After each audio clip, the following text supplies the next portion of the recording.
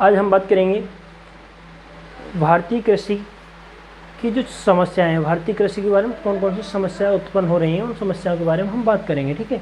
और इससे पहले आपसे थोड़ी रिक्वेस्ट है, देखिए एग्रीकल्चर से संबंधित किसी भी प्रकार का वीडियो पाने के लिए, एग्रीकल्चर से संबंधित किसी भी प्रकार की जानकारी पाने के लिए एक चैनल है, मैंने कल मैं यूट्यूब पर सर्च कर रहा था तो देखा था, उस चैनल का नाम है @एग्रीकल्चर ज्ञान, ठीक है। इतनी अच्छी वीडियोज है, एक वो भाई साहब हैं वो इतना अच्छा पढ़ाते हैं कि एकदम बहुत बेहतरीन।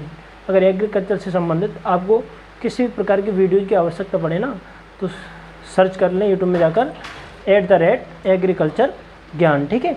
तो और देखने के बाद में उसे चैनल के लिए सब्सक्राइब भी करें, लाइक एंड शेयर भी करें अपने दोस्तों के साथ में उनकी वीडियोज़ के लिए, ठीक है। तो आज अब देखेंगे, हम बात करेंगे भारतीय कृषि की समस्याओं के बारे में, ठीक है, ज़्यादा समय न लेते हुए।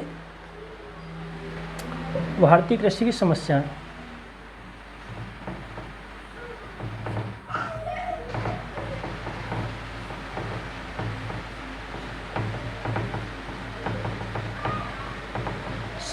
ठीक है। तो देखेंगे हम, मतलब कुछ पॉइंट लिख रहेंगे उनके बारे में ही बताएंगे केवल।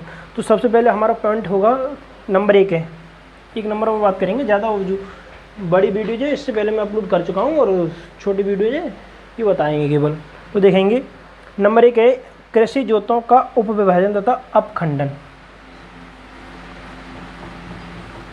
कृषि जोतों का उपविभाजन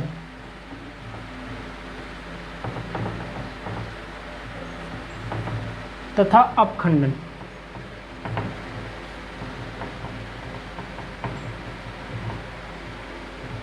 अपखंडन, ठीक है। तो इसके बारे में बात करेंगे, ठीक है। देखिए क्या है, भारतीय कृषि एक प्रमुख समस्या बढ़ने का कारण ये है। भारतीय कृषि में सबसे पहली जो समस्या आती है ना, उसका कारण ये है, जो भारत की कृषि जोते हैं ना, ज़मीन है, उनके उपविभाजन, बंटवारा होना, ठीक है। जैसे कि मान लीजिए अगर घर में कई सदस्य उत्पन्न हो जाते हैं परिवार में, अगर एक पिताजी हैं उनके अगर 4 बच्चे हैं, 4 बच्चों के, तो अगर वो अलग होते हैं तो वो 4 जो अगर उनका 1 एकड़ ज़मीन है तो 1 एकड़ ज़मीन आगे आने वाले समय में 4 जगह बट जाएगी, ठीक है। तो भारतीय कृषि की सबसे मेन इंपॉर्टेंट समस्या को हम इसी को श्रेय देंगे, इसी समस्या के लिए, ठीक है। और अगले पॉइंट पर हम बात करेंगे, देखेंगे नंबर 2 है कृषि जोतों के छोटे होने की समस्याएं। मार्क कर देना दूसरा।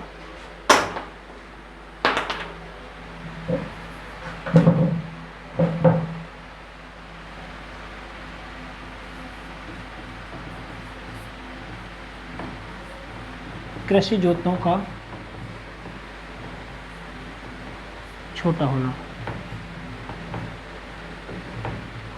देखिए भारत की जो कृषि जोतें हैं वो दिन प्रतिदिन छोटी होती जा रही हैं। इसका कारण क्या है? जनसंख्या बढ़ने के साथ साथ कृषि योग्य भूमि का परिवार के सदस्यों में बढ़ने का क्रम जारी है, जिसके कारण भारत में अधिकांश कृषि जोतें 1 हेक्टेयर से कम की देखने को मिलती हैं। हमें तो मैं देखा होगा ना, अगर आज से समथिंग 20 साल पहले की बात की जाए तो जो खेत थे बड़े बड़े दिखाई देते थे, लेकिन अगर आज प्रेजेंट टाइम की बात की जाए तो अभी खेत देखने को मिलेंगे तो कोई 1 हेक्टेयर का, 1 हेक्टेयर से अधिक के तो बहुत कम ही दिखाई पड़ते हैं, ठीक है।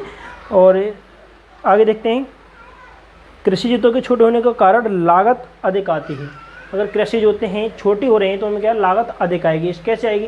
जैसे मान लीजिए अगर एग्जाम्पल के तौर पर किसी के पास 10 हेक्टेयर ज़मीन है, 10 हेक्टेयर ज़मीन है, अगर 10 हेक्टेयर ज़मीन के लिए एक स्थान पर है वो, तो उसको मतलब आने जाने का भी खर्चा कम हो जाएगा और बहुत सारी समस्याएं बच जाएंगी। जैसे एग्जाम्पल के तौर पर मैं बता दूं, अगर किसी व्यक्ति का एक स्थान पर कोई एक खेत है, ठीक है, और सिंचाई की जो व्यवस्था होती है, मतलब वो जुताई करने के लिए वहाँ जाना पड़ता है उसके लिए, तो फिर वो अगर एक जगह है तो सिर्फ एक ही बार में चला जाएगा। अगर वही 10 हेक्टेयर ज़मीन उसकी 10 जगह है तो उसे 10 बार जाना पड़ेगा, ठीक है। टाइम से मतलब समय की बर्बादी होगी और लागत उसमें अधिक आएगी, ठीक है। और आगे बात करते हैं, मशीनों एवं यंत्रों का उपयोग में बाधा आती है। जैसे एग्जाम्पल के तौर पर हम देख लेंगे, किसी खेत को अगर एक स्थान पर है तो उसमें कृषि के जो यंत्र हैं हम वहीं पर छोड़ सकते हैं। अगर वही ज़मीन हमारी 10 जगह है तो क्या हम 10 जगह छोड़ सकते हैं? उनके लिए हमें 10 यंत्रों की आवश्यकता पड़ेगी अगर जो उन्हें छोड़ेंगे वहाँ पर, तो ठीक है। और इसी कारण है भारतीय कृषि की उत्पादकता बहुत ही पिछड़ी होती जा रही है। अब नेक्स्ट पॉइंट पर बात करेंगे, अगला पॉइंट है सिंचाई के साधनों की समस्या। सिंचाई की साधनों की समस्याएं। ठीक है, देखें सिंचाई के साधनों की समस्या क्या है। अभी मैंने एग्जाम्पल के तौर पर बताया, अगर किसी के पास 10 हेक्टेयर ज़मीन है और वो 10 हेक्टेयर ज़मीन सिर्फ एक ही जगह पर है, तो क्या है वहाँ पर क्या है, एक नलकूप जैसे हम ट्यूबवेल बोलते हैं ना, ट्यूबवेल को करा लेगा और वहाँ पर अगर एक जगह है तो आराम से सिंचाई होती रहेगी।